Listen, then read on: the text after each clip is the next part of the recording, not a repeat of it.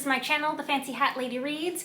I am wearing one of my fancy BookTube hats, and it has been a hot minute since I have posted a video on this channel. This wasn't a planned hiatus, and it also wasn't a bad things going on in life hiatus. It was mostly an I have a new cat hiatus, where anytime I was sitting around at home thinking of filming a video, I would just end up playing with the new cat instead. Her name is Sunshine. She is from Kitkat Playroom, which is a live streaming kitten rescue here on YouTube. You can check them out. She is not a kitten, she was a mama cat. Her former name was Harriet. She had 6 kittens. They all got adopted. And because she is from an internet rescue, I have resurrected my Instagram account for her. She comes with her own fan base, so I have been posting like bookish cat posts on Instagram. I archived all of my photos of my previous 2 cats, Esme and Jammy, that I had on there, but I'm now on Instagram more regularly than I was before. If you're wondering where else to find me, the other place I have sporadically been uploading short bookish videos and also short cat videos is TikTok. So while I have been on hiatus here, I have been making bookish content in those 2 other places. Yeah? And because this is the first time I have sat down to film a long video in the living room here since I adopted her, I have no idea how much she's going to interrupt or if she's going to let me do the thing. She has already had her dinner. She has been fed. This video is a 3-series review of 3 different entire book series that I have read without managing to post YouTube wrap-ups of any of the books in the series, because my wrap-ups have been so sporadic of late. So there will be no books in this that I've already wrapped up elsewhere, except for one, which was a reread that I wrapped up the first time I read it. And because I do expect this to be a long video with a significant introduction at the beginning of it, I am going to timestamp the beginnings for all 3 of those separate series reviews, so if you're here for one specific series, you can jump to that point. I always try in my series reviews to be relatively spoiler-free, however, that's never entirely possible. Every series review is going to reveal in some way what the general direction of the arc of the series is going to be. So if you really want to go into a series without knowing anything beyond the first book, my series reviews might not be for you. The first series I'm going to review is sort of a double series. This is 2 interconnected YA fantasy duologies, the Southlands series by Rachel Hartman, which consists of the first duology, Seraphina and Shadowscale, and the second duology, Tess of the Road and In the Serpent's Wake. Now this one is the only series in this video that I am not 100% sure is completed. This could be the end of this series, but I could also see this being continued. In fact, I think I would like it to be continued, and I just don't know if the author has stated anywhere if she has any intent to continue this series or if she meant for this to be the final book. The other 2 trilogies in this video are known to be completed trilogies. The first is the Last Binding trilogy by Freya Marske. The first book is A Marvellous Light, the second is A Restless Truth, and the third is A Power Unbound. These are historical queer fantasy romance novels, and this series is nominated for a Hugo Award this year in the Best Series category. And then the third series I'm going to discuss in this video is the Tinkered Starsong trilogy by Gail Carriger. This is a self-published science fiction trilogy set in a world in which, hello there, the author has previously set 2 other books. This is Sunshine. Say hello. Say hello to the people, my sweet. The first book is Divinity 36. The second is Demigod 12. and the third is Dome 6. These were all three published last year. And I think it should go without saying that to a greater or lesser degree, I really liked all three of these series because I finished them all. I do not keep reading series that I don't like.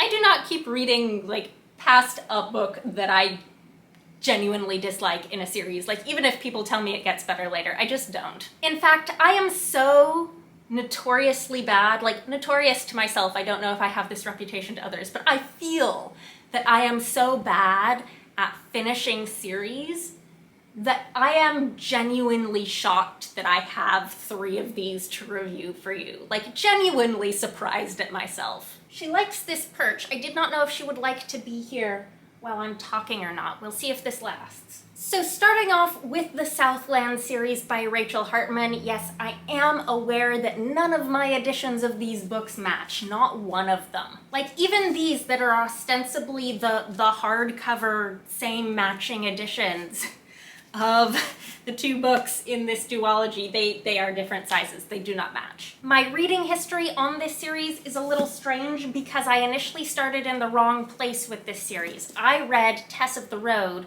which is the first book in the sequel duology, first because it was nominated for the Lodestar Award in Check's Notes on the year 2019. So I read this without the prior context of the previous two books, and I still absolutely loved it. It just absolutely blew me away. 5-star YA fantasy read. And so I knew I would eventually want to go back and read the prior books in the series, which I finally did last year when In the Serpent's Wake was nominated for the Lodestar, and so I knew I was going to have to read this. So during that Hugo reading period, I started with Seraphina in August of last year, and then I read Shadow Scale in September, and I did a reread of Tess of the Road in September, and I did not finish reading In the Serpent's Wake by the time voting closed, but I started reading it and read enough of it to know how I was going to vote, and then I finished it at the beginning of December. So that's my timeline on these books, and so you have to remember that when I'm talking about the first one, I'm talking about something that I read in August of last year. It's been a while. But this is one of those YA fantasy books that I remember seeing a good deal of hype for back in like the 2010s. This one was released back in 2012 and then the sequel in 2015. And then after that initial wave of hype, I remember there being sort of backlash against it, with people saying, actually, this isn't all that good. And I will say, as an adult reader who can be picky about YA, I really liked this, but I can see why some people wouldn't. I feel like Rachel Hartman's writing is a little less formulaic and a little less maybe immediately gratifying than what gets published a lot in the YA market, but as a reader, that is what I gravitate towards. That's what the originality that I look for. I do think people looking for like awesome, badass dragon books are gonna be a little deceived by being sold on these as dragon books, because the dragons honestly spend most of the time in these books in human form because they can shapeshift, so there's a little less of the big dragon stuff going on than you might expect in a dragon book. I do like the world building in this series. This whole series is set on a continent called the Southlands that is it's European coded, but in a world where geographically it's in the southern hemisphere of the planet, so it gets colder the further south you go. And supposedly this whole part of the world is considered to be like less culturally and technologically advanced than the more tropical northern climates that we don't really see in these books. And the history there has to do with the dragons and how for so long this continent was besieged by dragon attacks. At this point in the history, the humans are at peace with the dragons, and some dragons do live among humans in human form because shapeshifters. Dragons in their dragon form don't feel emotions the way humans do, and so when they're in human form, they can feel human emotions, but they are very much not supposed to. In dragon society, that's extremely frowned upon, and there are all sorts of ways that that's supposed to be prevented. Because of course, if dragons ended up liking human emotions too much, they would want to stay human, and they would give up being dragons. The dragons are, however, like very academically brilliant, and a lot of them are scholars. Our protagonist, Seraphina, is secretly half dragon. She has been told her whole life that she has to hide the fact that her deceased mother was a dragon in human form, because like, that's not supposed to be able to happen. People don't believe that like crosses between humans and dragons are possible. Obviously it is, but like it's super duper scandalous, and it would be like a horrible scandal for her family and for her father if this were to come out. Seraphina is a musician, a talent that she gets from her mother, and she is, at the beginning of this book, the new assistant to the court music master. I forget exactly what her title is, but that's her job. This is in Gored, which is one of the kingdoms on this continent. One of the things I like a lot about book one that book two sort of loses is that throughout book one, Seraphina continues to very much be a musician and keep doing her music job. It is a pet peeve of mine in books when you're told at the beginning that the protagonist is a fill-in-the-blank profession and is like really good at this thing, and then they never actually do that thing again the whole rest of the book or series. In book two, Seraphina does a whole lot less music than in book one because she is traveling and then there's a war. And I missed that in book two because it's very much present throughout book one. She continues to be the assistant music mistress. We have a cat again. Hello again.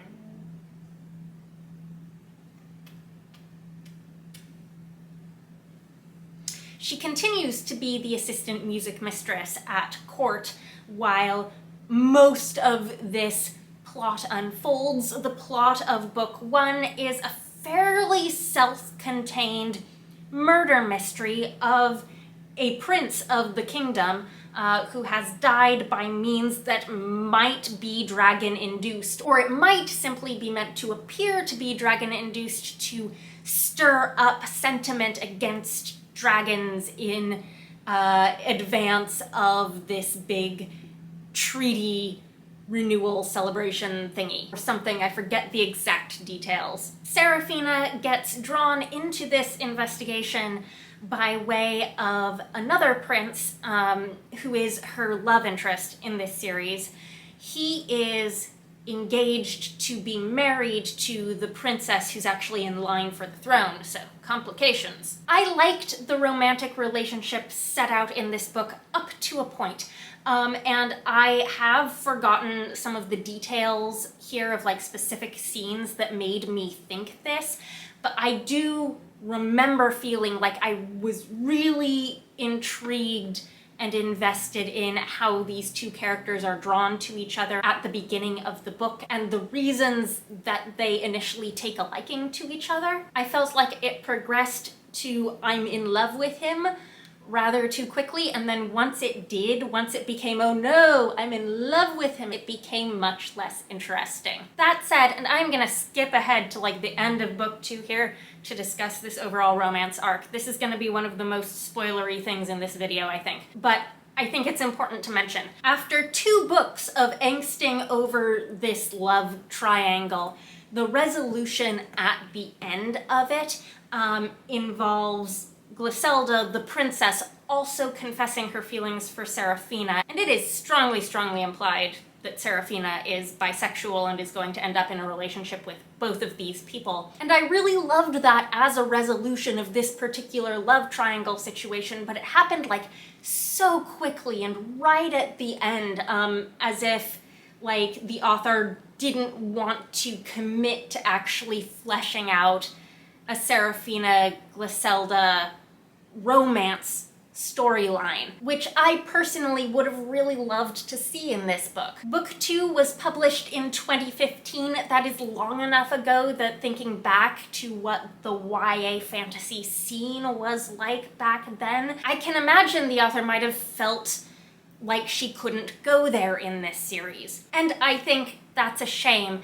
While we're also discussing queer rep in this series, book 2 also does have a side character who is trans. This is, I think, notable for like the time when these books were published, even though it might be far less notable now. There is a lot of exploration of gender roles going on throughout all 4 of these books. In fact, I would go so far as to say it's actually a major theme of the Tess duology. However, I don't think it's all equally well done. In particular, there was a plot thing that happened at the end of Seraphina that involved cross-dressing that had me going, is this transphobic? Which is actually why I immediately took note of the actual trans rep in book 2. In the Tess books, there are 2 major characters that both exist outside of the gender binary. However, neither of those characters are human. They're both non-human characters. But my main critique of this first duology has to do with book 2, and that I think this book, Shadow Scale, should have been 2 books, and this should have been a trilogy, because compared to how much plot is going on in this one, as I said, Seraphina, relatively self-contained. It's a murder mystery at and around court involving dragons and politics.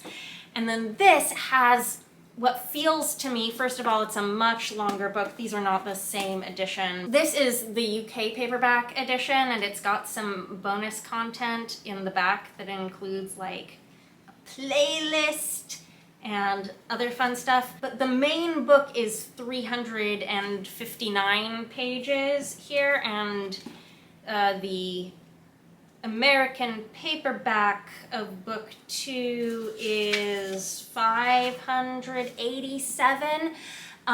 This contains what I think of as 2 separate story arcs. The first of which involves Seraphina going on a journey across the continent to try to locate a bunch of other half-dragons like her that she now realizes exist because they are connected through this like magical telepathic power that she has. I'll get into more of that later. The second half of this story arc is what happens when she gets back to the kingdom of Gored, and there is a big conflict involving a bunch of these new characters, and war breaks out. I wish it had been 2 books. I wish this were a trilogy. This is the book where we finally meet the main villain of the series, who was someone who was referenced in book 1, but we did not actually meet them. And this conflict between Seraphina and her adversary, who is someone enough like her that she understands enough to be really unsettling, is pretty good. Like, that's a pretty good hero-villain dynamic. This is the book that delves into what it means for Seraphina to be half-dragon, both in her culture and in other cultures as well as what it means magically. She does have some like magical mind powers that manifest in book 1 as this garden in her mind that she thinks she has to tend and keep in order, that is full of all of these other people that she's given nicknames to. In book 2, she's realized who those people are and what it means that she has an ability to connect with them through the garden in her mind. And it turns out that all of the other half-dragons she meets also have interesting and different mental magical abilities. And for this reason, they could be considered to be saints according to Seraphina's people's religion. Seraphina meets a number of these people to try to recruit them to a cause, and discovers that she has assumed incorrectly that they will all want some of the same things that she has wanted as someone who has hidden her dragon heritage for all her life, and is sort of rudely startled to discover that that isn't what all of them want. And then there is additionally this exploration of what does it mean to be, for something to be divine, and does the fact that Seraphina has these magical experiences make her holy? Is or is not whatever it is she's able to access through her powers a religious experience? All very interesting, all maybe a little more than this one book could handle. I think it should have been 2 books. I also want to say that something that struck me very strongly reading these first 2 books is that Rachel Hartman has a very particular sense of humor. You can tell. It's just like it's there. I would not say that any of these books are comedies at all. But when an author has a sense of humor that you as a reader jive with, it can be an extremely pleasant experience, and I was extremely fond of what I feel like is this author's very academic sense of humor. I enjoyed it a lot. Moving on to the Tess of the Road books. Tess of the Road was my reread. I was worried that this would not be as good on reread as it was the first time I read it. In fact, it was better. All the stars, one of the best YA books I have ever read in my life. Tess is one of Seraphina's younger half-sisters. There are 2 younger half-sisters. They are twins. Tess is one of them. They are not half-dragon. They are not anything special. They are not saints. They are not engaged in any romantic relationships with any number of the royal family. And things are going very badly in Tess's life. This is a very slow-paced book that is a character study of Tess, who is just an absolute disaster at the beginning of this book.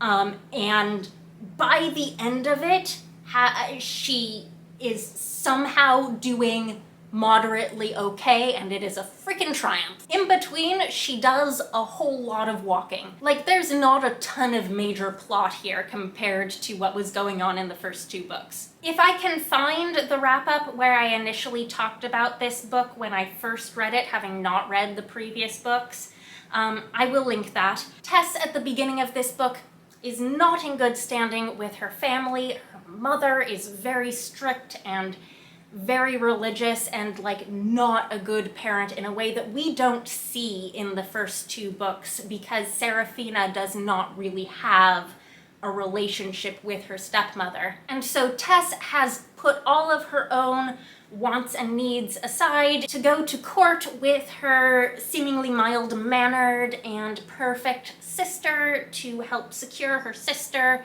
a good marriage to save the family. And she gets drunk at the wedding and causes a scene, and she is probably going to get sent off to a convent.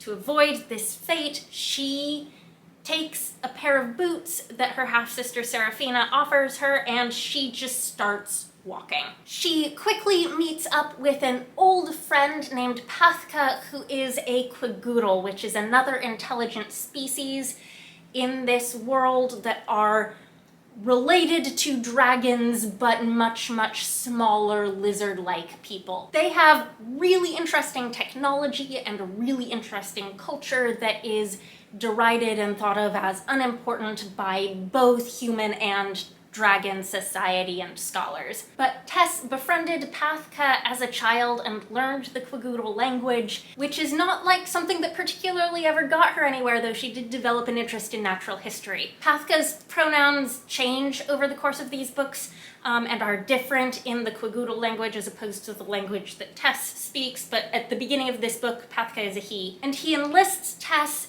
to help him embark on a sort of spiritual quest that he feels called to find one of the world serpents, which are these great mythic dragon-like creatures that live under the earth that are central to basically the Quagoodle mythology, but that no one else believes actually exist. Along the way, Tess meets a bunch of people and does a bunch of things, and all of these people and all of these things change her in all sorts of ways. And throughout this story, you get in flashbacks the backstory of Tess's past that brought her to this point. Without too many spoilers, she had a relationship with a terrible, terrible boyfriend who got her pregnant and vanished. So this is a book that deals heavily with the shame around teen pregnancy in a very strict society. It's also about deconstructing everything that was wrong with that relationship that Tess was unable to recognize at the time. And there's also this through line of motherhood that's a very important theme in this book, from Tess's relationship with her own mother that is very poor, to Pathka's strained mother-daughter relationship with his own offspring, to Seraphina, who is also now expecting to be a mother, also unwed in very different circumstances, and then Tess's experience of pregnancy and childbirth that ultimately doesn't end in motherhood. So that's a theme that gets approached from a lot of different angles. The other theme that runs through this that I either didn't pick up on or didn't recognize as an important through line because I hadn't read the first two books, and it does carry over from the first series, is the theme of the sort of magical experience of the divine. Tess ultimately does have a very profound experience with this world serpent. And there's this interesting scene at the end of the book where she talks with Seraphina about that experience, and they kind of like both acknowledge that they've had contact with something bigger and greater than mortal understanding. I cannot recommend this book highly enough for readers of any age from teenage up. And so of course my expectations for In the Serpent's Wake were sky high. This is the book where Tess actually gets to go on a proper adventure that she's sort of been yearning for since childhood. She always loved pirate stories, and now she gets to go on a boat on a scientific expedition and sail the high seas and do natural history. This book, though, I just don't think it ever could live up to Tess of the Road. Like, I honestly don't know how it could have. I have been forgetting to give my ratings for any of these books. Seraphina and Shadowscale were both 4 stars. Tess of the Road was 5 stars. In the Serpent's Wake was again for me 4 stars. This picks up right where Tess of the Road leaves off, with an opportunity that is presented to her to go on this expedition south into the polar regions to seek a second world serpent that the scientific community of both dragons and humans is now very, very keen to find now that they know that the world serpents exist. And on this expedition, Tess has been tasked by her half-sister Seraphina to basically keep an eye on everything as a spy and report back on what's going on to the royal family. But while book one was a really focused character study on Tess, this actually has a whole bunch of POV characters. Tess's storyline in this was not the most compelling to me. Like, I felt like she continued to be the protagonist because this is a YA series and she's the teenager. And I didn't particularly feel like this was a compelling conclusion to her story arc. I feel like there's stuff with her family back home, both of her sisters and her parents that I would like to see better resolved.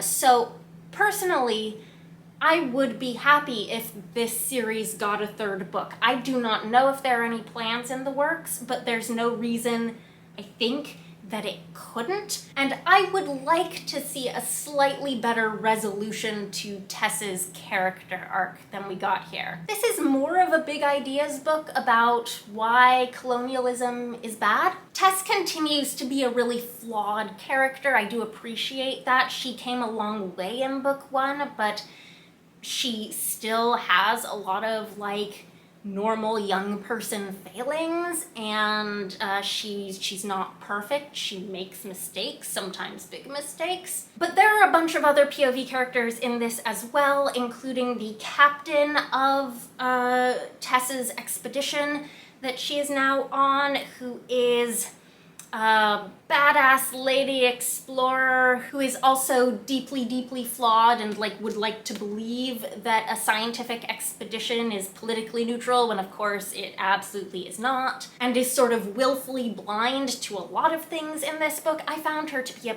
frustrating character. She wasn't a character that I felt a lot of compassion for, and she took up a lot of page space. On the other hand, there is a pair of characters on a second boat running a parallel expedition that I was absolutely invested in, 100%. There is a whole adult dragon romance novel happening on that other boat that I wished I was reading instead of this one, and it's impossible that the author doesn't know that the better story was happening on the other boat, or at least that another very compelling story was happening on the other boat. This story arc has it all. It has like initial dislike and animosity to love with like a third act breakup and a dramatic rescue at the end. But we're only seeing it in these smaller glimpses, which I found frustrating, and it made me want to read adult fantasy romance written by Rachel Hartman, which is not something that I would have thought that I needed prior to this book. So this was 4 stars. I would like for this to not be the end of the series, but I accept that it might be. Of all 4 of these books, Tess of the Road is the one I most strongly recommend. And like, strictly speaking, you can start here. You don't need to read the other 2 books first. I didn't the first time I read this. And also, like, this is fine as a standalone. Like, you can tell it's setting up a sequel at the end, but it doesn't strictly need a sequel. So if you are really series shy and you want to read just one book, hey, you could just read this one. On to my second series in this review, The Last Binding, a trilogy by Freya Marske. These are queer historical fantasy romances that take place in, I want to say Edwardian England, but now that I'm thinking of it, I'm not sure.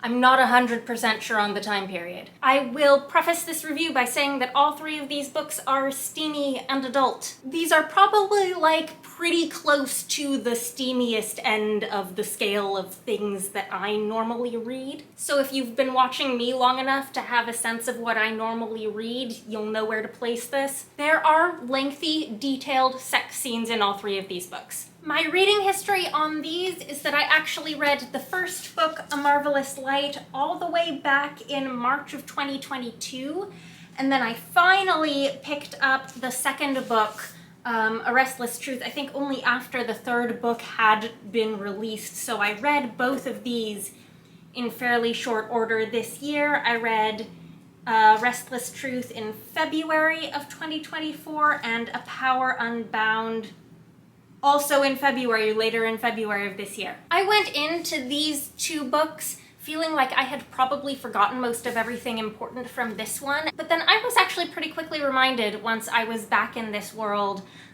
you know, how I had felt about book 1 and why. Books 1 and 2, I both felt were much, much stronger from the romance angle than from the fantasy angle, and then I reevaluated in book 3, because in book 3 I felt like I finally understood what the fantasy plot had been trying to do. That said, you are probably not much going to care for the fantasy plot in book 1. You're probably only going to care about Robin and Edwin. This is the sort of historical fantasy where we're meant to understand that magic is super secret and most people don't know it exists, which is personally not my preferred mode of historical fantasy. I prefer true alternate histories if you're introducing magic to some version of the real world. I want to point out that I'm filming this on a different day from the first review, and she's back. This is a dual POV romance, but I think of our main protagonist in this book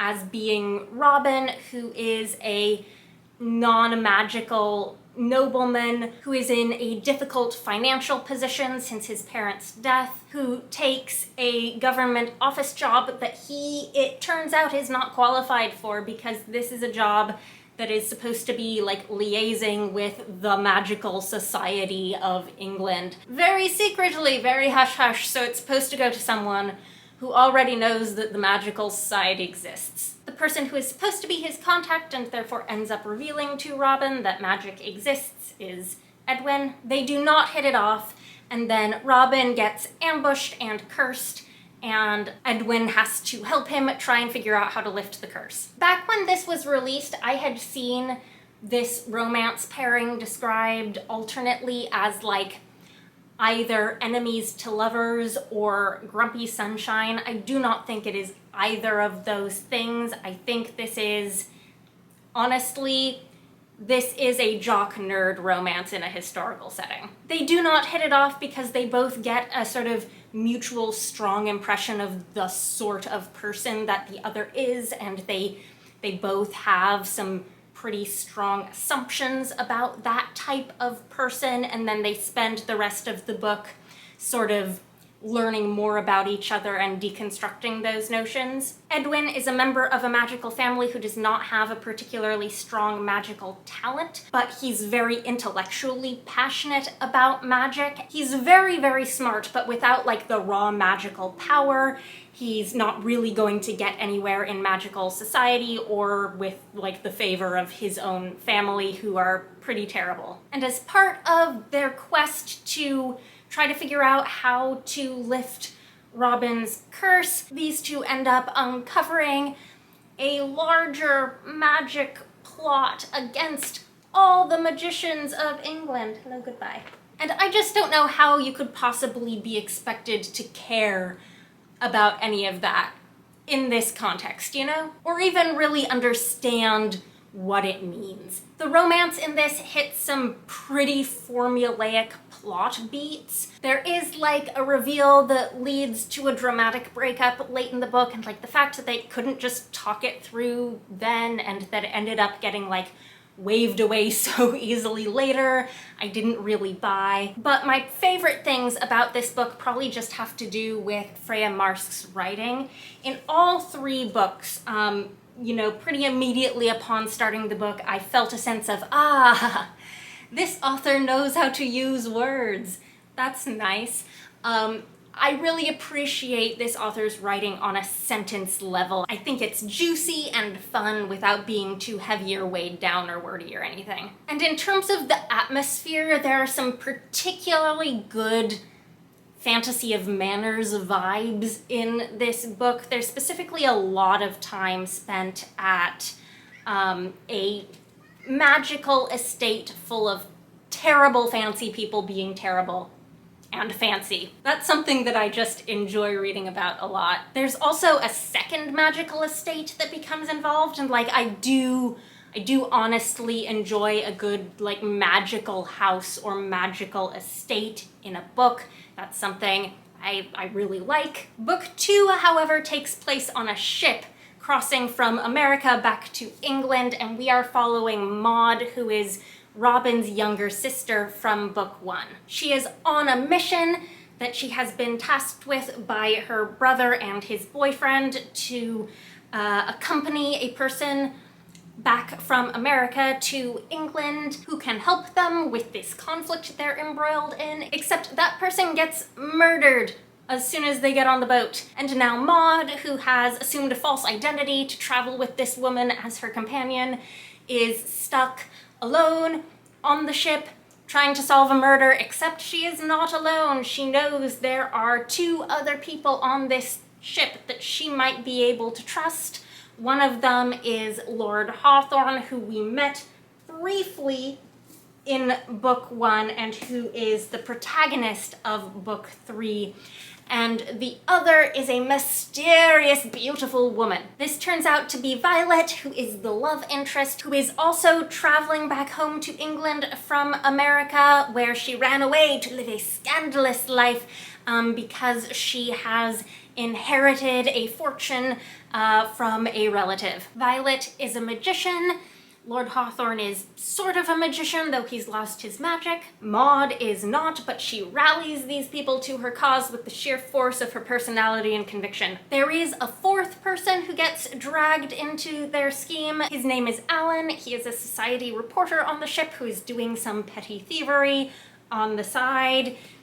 He's Lord Hawthorne's love interest. So this book, in addition to being Maud and Violet's romance, is also setting up the romance for book 3. I'm not quite as much of a sucker for stories on fancy boats as I am for stories in magic houses, but this was still fun. I enjoyed that it had this self-contained plot quality to it, like the journey on this boat is going to take a certain amount of time. It's a locked room mystery, basically, with a magical conspiracy afoot on a luxury ocean liner. Conveniently, each book in the series centers around one of 3 magical MacGuffins. It's not the most original thing ever. The romance dynamic in this book is between one character who is less worldly and less experienced, that's Maud, and another who is much more worldly and has been living a scandalous life and has an air of sophistication to prove it, that's Violet, but where the less worldly party is actually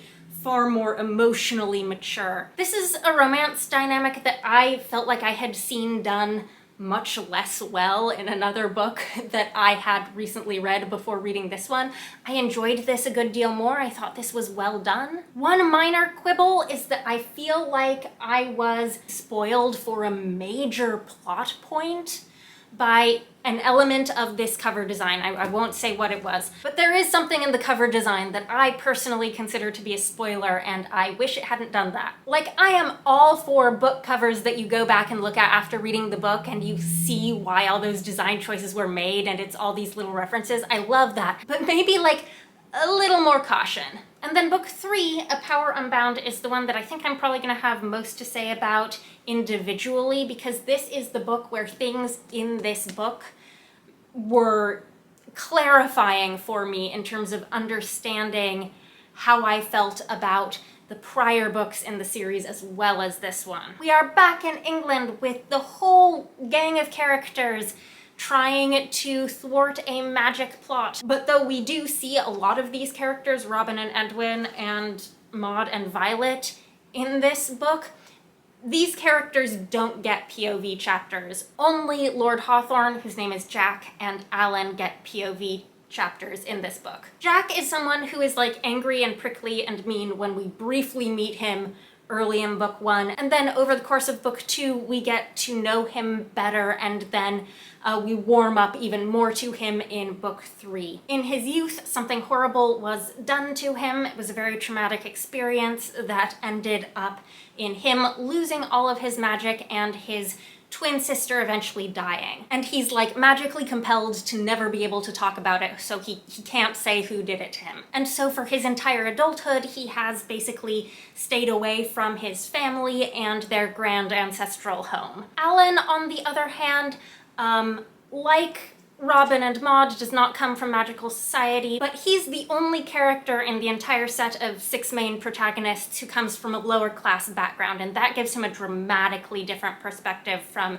everyone else whose POV we've been reading from in these books. And there is a thing that happens in this book that made me realize something that I think I dislike slightly about the romance approach of all 3 books in this series, but it's spoilery, so I'm gonna try to be careful and vague about it. It's about a full halfway through this book where there is like a big reveal, and it has to do with Alan and what his motivations have been in this book all the way up until that point. And mind you, we've been getting alternating dual POV chapters from both of these characters this whole time. We get this reveal from Jack's POV, so we are experiencing his surprise at this information.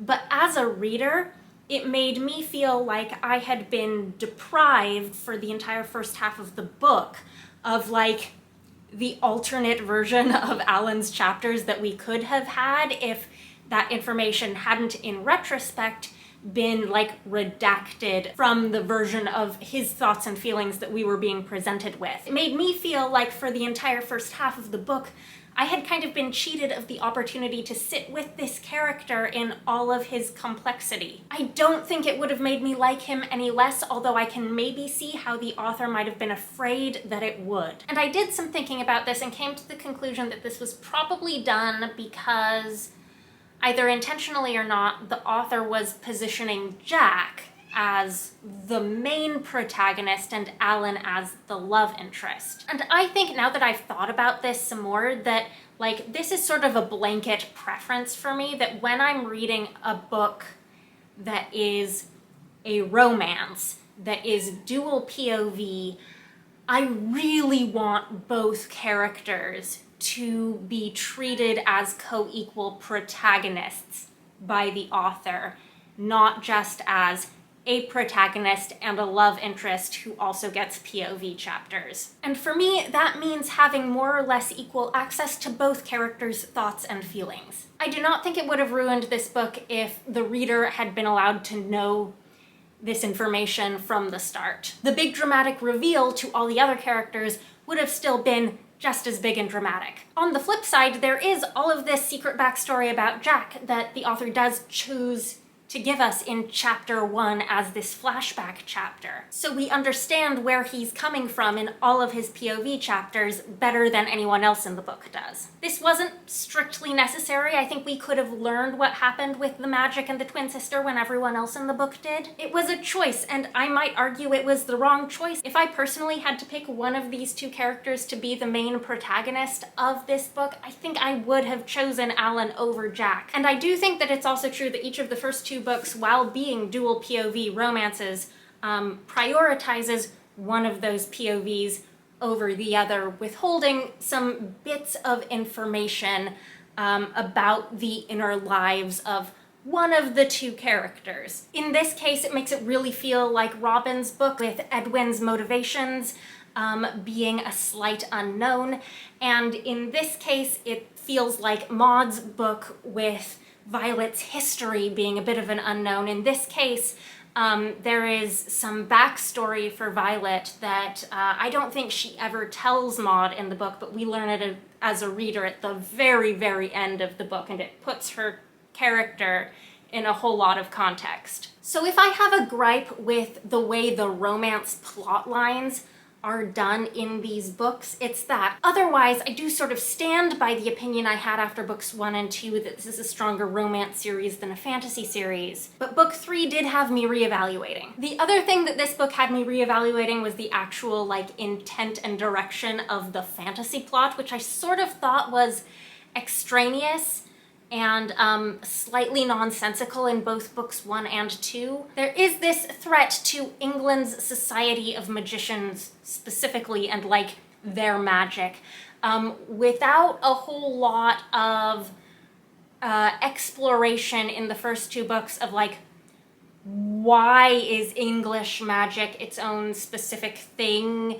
as opposed to other types of magic and like what other types of magic exist. And in books 1 and 2, I thought this was sort of just sloppy and messy, that there are clearly other types of magic going on in these books. Both Robin and Maud, over the course of these books, develop an affinity for like different types of magic that are not the magic system that the English Society of Secret Magic User Families is doing, right? That's also true of Alan in book 3. Like, by the end of this book, all of our protagonists have some sort of magical affinity or other. But it feels like it's sort of glossed over a bit and not really explained, and I was confused. And then in book 3, it turns out, oh, that's very much the point. It does, however, for me, raise some other questions, like if there's all these different types of magic going on in different communities all over the world, like how is it all still secret from most of society? Like, we've gone into great detail about how English magicians and their inbred families are keeping their magic lineage secret. But like, if there's all this other magic going on in the general public, like how do we not know about it? All of which just goes to support my personal belief that historical fantasy should be alt history instead of just, oh, this is the real world, but oh, the magic is hush hush secret, no one knows. But this book, as the title suggests, is all about who gets to wield what sort of power, magical, social, whatever. It's also a theme that extends to the sex scenes, which I think I have to talk about here because they are important. There is a major social class power imbalance between these two characters that they are both hyper aware of in like every interaction throughout the book. And they are into role play in their sexual encounters that mirrors that dynamic that they actually have in real life. And so the author is really clear in this book about outlining exactly how these characters are navigating consent under these circumstances. The appeal of this romance is largely in all of the ways that Jack manages to give Alan real power in their relationship. And I don't think I've ever seen that really done quite this way in a romance novel. So it's worth mentioning. Whether any given reader is gonna find it hot and sexy or not, I can't tell you. You'll have to figure that out for yourself. So overall, this was a 4-star series across the board for me. I don't think these are books I would ever go back and reread, but they are books that gave me like the right sort of entertaining diversion that I was looking for whenever I picked them up. So that's like a lukewarm positive recommendation, I guess. And finally, on to the third series review of this video, which is the Tinkered Starsong trilogy by Gail Carriger. The first book is Divinity 36, the second book is Demigod 12, and the third book is Dome 6. As I mentioned at the beginning of the video, this is a completed self-published sci-fi trilogy that was released in its entirety last year. I read these all fairly early on this year. I read both Divinity 36 and Demigod 12 in February, and then I read Dome 6 in March. Gail Carriger is an author with a relatively large following and a lot of both trad pub and self-published titles to her name.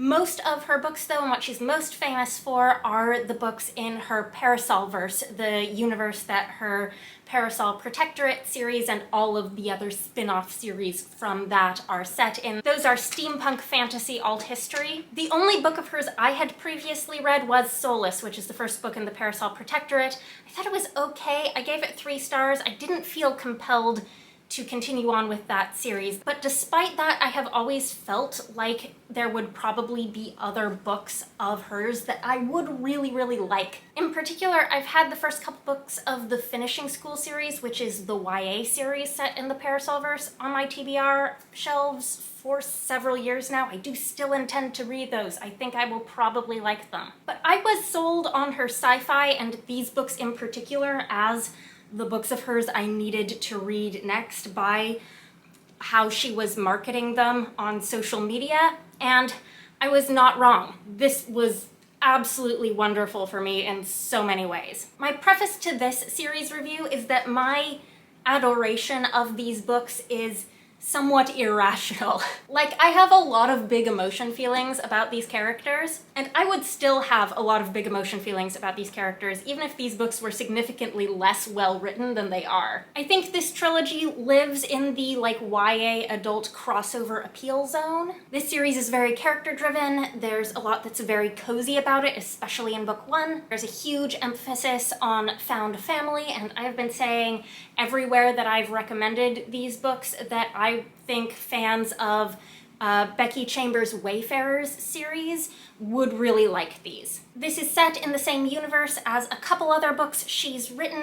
I have since read one of them that I haven't liked quite as much. Our protagonist in these books is Fex. He is a teenage refugee who is working as a barista on this sort of back end of nowhere tiny little moon, and despite his disinclination to do so, he gets very reluctantly recruited to audition for the dicey Divinity. Fex is human. The dicey are an alien species. There are lots of different aliens in these books, but everyone is more or less humanoid. And the Divinity, which is what these books are about, is inspired by the K-pop industry. So basically, Fex is recruited to become a space alien K-pop idol. So trope number one here that I'm a sucker for is the whole rags to riches reluctant hero is catapulted to fame and stardom that he never would have sought out for himself. And thing number two that this book does that I absolutely love, and that really only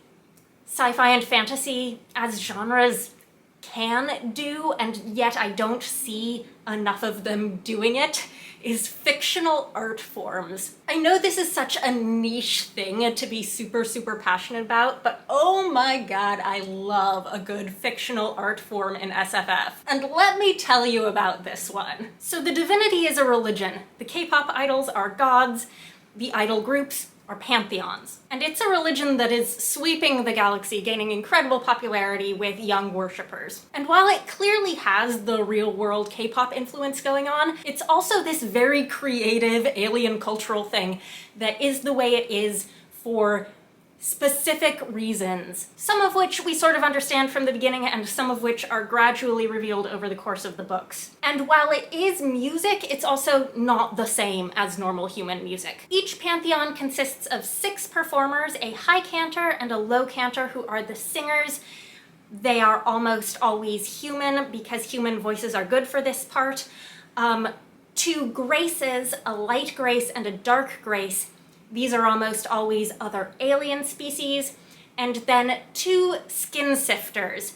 The sifters are the dicey, and they have skin that is sensitive to sound. So the sifters are sensing the music with their color-changing skin and then projecting the colors and patterns onto the special domes that the God song is performed in. And so even though human worshippers experience God song as music, for the dicey, the end goal of it is primarily about the colors and patterns on the dome, which is influenced by both the singing and the dancing. And the reason that God song is religion and not just entertainment has to do with the fact that when it is properly performed under a dome, it has the ability to cause the audience to experience something called God fix, which is an altered mental state that's a transcendent experience. However, in rare outlier cases, it can cause certain individuals to become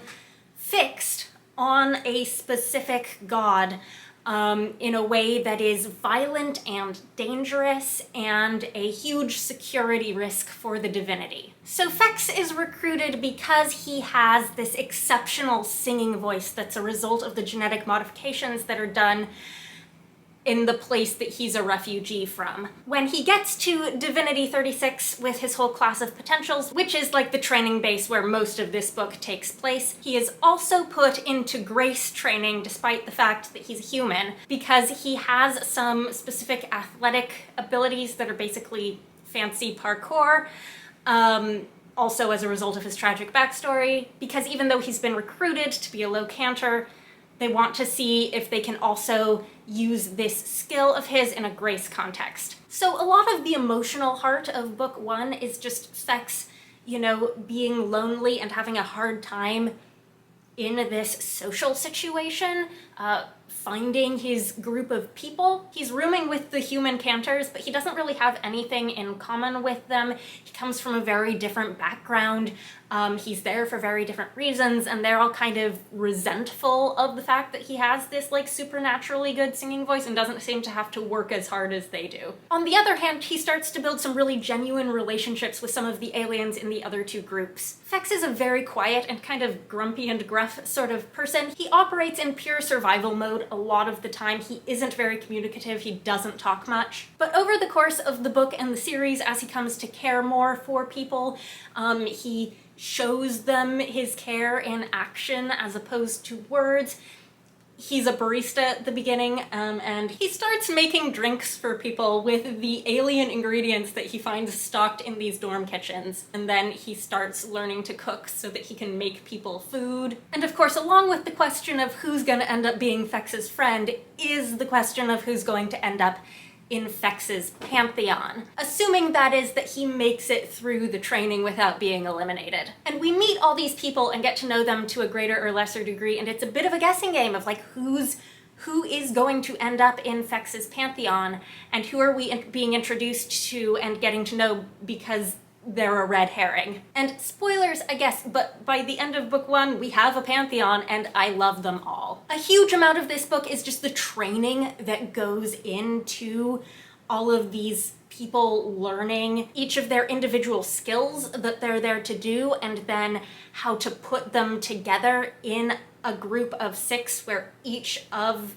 the members has their specific role and they have to balance each other out in certain ways. And this is where it might lose readers that aren't interested in the nitty-gritty of the fictional art form because it gets a lot of page time. I loved that, but I can see how someone else might get frustrated. There is also a romance in this series. It goes absolutely nowhere in book 1 because Fex is capital O oblivious. But even though Fex doesn't know there's a romance happening, it's pretty obvious to the reader in book 1 that his love interest is Misset of the Pantheon Tillum, which is a very senior, very famous pantheon. Misset was recruited into the Divinity at a very, very young age. He was a child star who came of age in the spotlight, and he has all of the emotional baggage that comes with that. He's also dealing with something really genuinely tragic that's going on in his pantheon that the Divinity are keeping a very close lid on. Aside from the arrival of Fex, things are not going well for him. The romance, though, doesn't really happen until book 2. Although, unlike the previous book series I just reviewed, this is not like a spicy, sexy romance. It does happen, but it's fade to black. The other major way that this is different is that this is not a dual POV situation. All 3 books are entirely from Fex's perspective. And as I alluded to previously with the obliviousness, Fex is not always correct in his understanding of what is going on with Misset. Readers are seeing the same things that Fex is seeing, but I think we have to come to some slightly different conclusions about Misset's behavior and intentions than he does in both books 1 and 2. I think by book 3 he's maybe figured it out a bit more. But what happens in book 2 is that straight out of their final exam performance, where they graduate from potential training and officially become demigods, our new pantheon, which has a name, they are Asterism, is immediately shipped out on tour as the opening act for Tillum, under circumstances that are honestly extremely emotionally charged for both pantheons. The timeline and pacing of these books is a little weird. I want to say that book 1 takes place over like more than 1 year of training. I want to say that this is 2 years. It might have been only 1 year, but like a lot of time passes in book 1, and then books 2 and 3 take place on this one tour, and I don't think we're told exactly how long this takes, but I am guessing this is like only a year between these 2 books. This book is most of the tour, and then this entire book, the 3rd book in the trilogy, is just the final tour stop, which admittedly takes a lot longer than a regular tour stop because the Divinity has to construct the brand new dome in this location that they're going to perform in first. One of my biggest gripes about this series is that I think there is a noticeable decline in editing quality between book 1, which felt like 100% professional, this could be trad-pubbed immediately, no changes to me, and books 2 and 3, both of which had some mistakes in them that read to me as more than just typos, as actual editing mistakes. And I think overall these 2 books could have done with just like one more editing pass. And every little thing that I thought should be fixed pained me excessively in book 2 especially, because otherwise this is like maybe my favorite book I've read all year. Is this actually as good as book 1?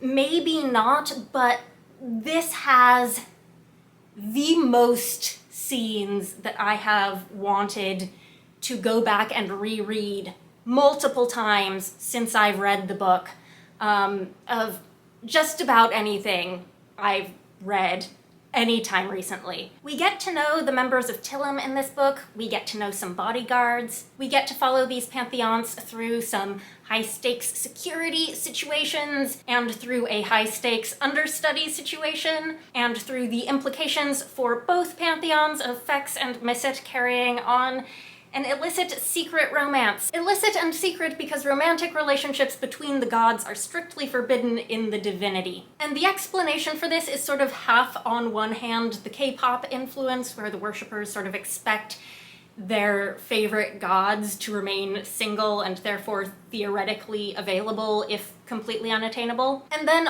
on the other hand, this alien cultural thing where the Dicey don't understand human romance, and so they see it as dangerous and disruptive to the social coherence of the pantheons that they have so carefully constructed. I also think this was the funniest out of all 3 of the books. There is definitely humor in all 3 books, as well as very serious, heavy emotional stakes, but in this one I laughed a lot. Books 1 and 2 were both 5-star reads for me, so I had like impossibly high expectations going into Dome 6, and unfortunately those expectations weren't quite met. This was still a 4-star read. There's a lot in it that I think is really good.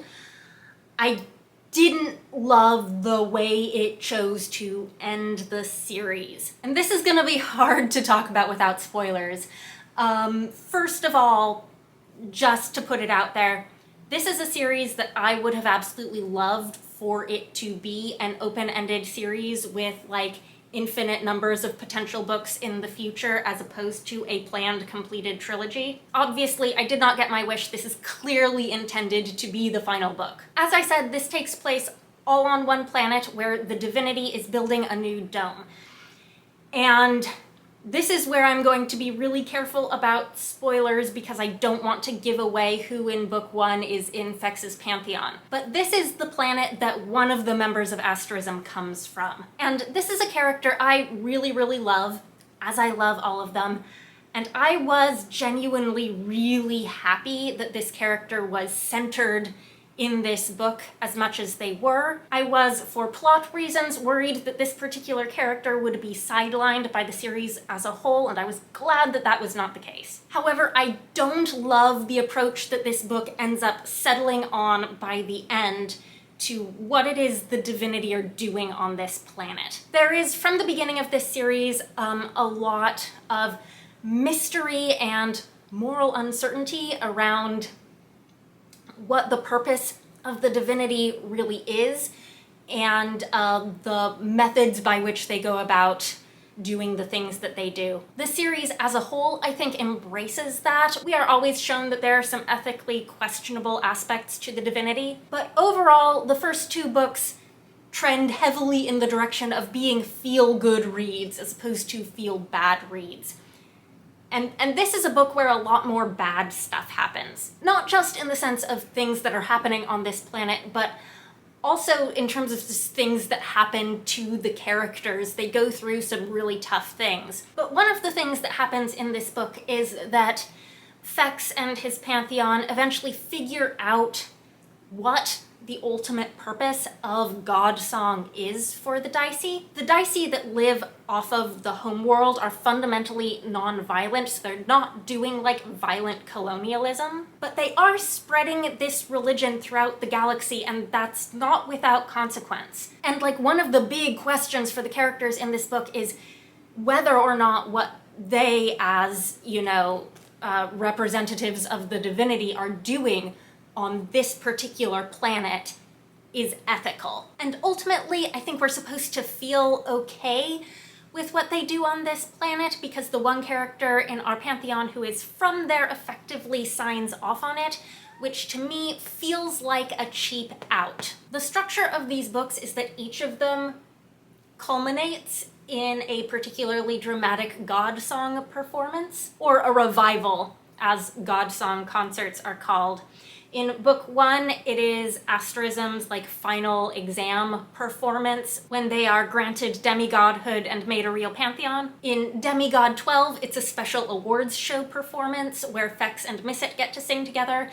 And then in Dome 6, it is this like special revival on this planet that like saves the planet from civil war. And I did not feel good about the final like triumphant act that Fex and his pantheon achieve in this trilogy, being like saving some random planet with alien Godsong. I would have much preferred a conclusion to this series as a whole that was about instigating some sort of internal change or reform within the Divinity with regards to how they treat their gods and or their lack of transparency to the public. So I understand plot-wise why this was the planned conclusion of the trilogy. I am personally not happy with it being the last word on the Dicey Divinity. And so assuming that Gail Carriger is going to continue writing in this universe, and it's a big expansive universe that she's already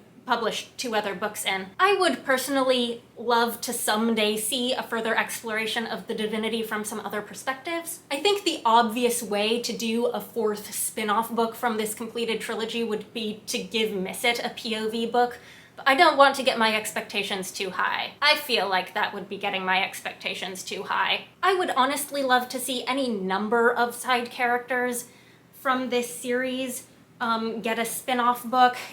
Definitely like any of the gods, maybe any of the bodyguards. I would absolutely read a book about a character who retired from the Divinity and like had to readjust to mortal life, as several characters plan to do at the end of this series. I would read a random spin-off novella where Fex is the celebrity guest judge on an alien cooking show that is having human food week. Actually, I really want that specifically now that I've thought of it. So anyways, to conclude, 5 stars.